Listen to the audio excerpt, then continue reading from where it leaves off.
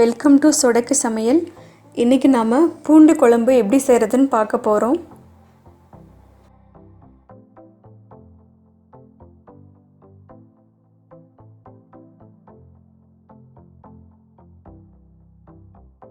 ஒரு மண்பானையில் 4 ஸ்பூன் அளவுக்கு நல்லெண்ணெய் விட்டுக்கோங்க.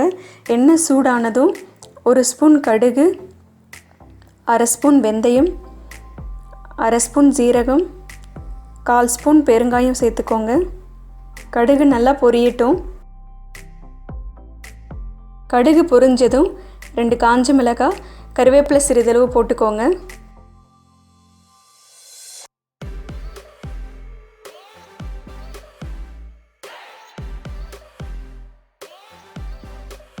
இப்போது 15லிருந்து 20 பூண்டு பல் முழுசாக சேர்த்துக்கோங்க.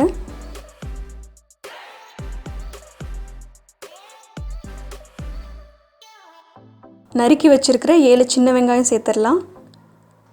தேவைக்கேற்ப உப்பு போட்டுக்கோங்க. இதை லைட்டாக வதக்கி விடுங்க. பூண்டு ஓரளவு வதங்கினா போதும். இப்போது நறுக்கி வச்சுருக்கிற ஒரே ஒரு தக்காளி மட்டும் சேர்த்துக்கோங்க.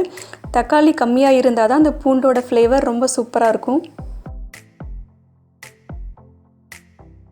இப்போ 2 ஸ்பூன் அளவுக்கு சாம்பார் தூள் சேர்த்துக்கோங்க. சாம்பார் தூள் இல்லை அப்படின்னா 1 ஸ்பூன் மிளகாய் தூள், 1 ஸ்பூன் தனியாத்தூள் சேர்த்துக்கோங்க. 1/4 ஸ்பூன் மஞ்சள் தூள் சேர்த்துக்கோங்க. இதை ஒரு முறை நல்லா கலந்து விட்டுருங்க.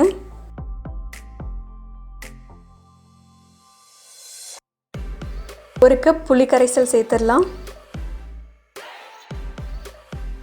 1 கப் தண்ணி சேர்த்துடலாம்.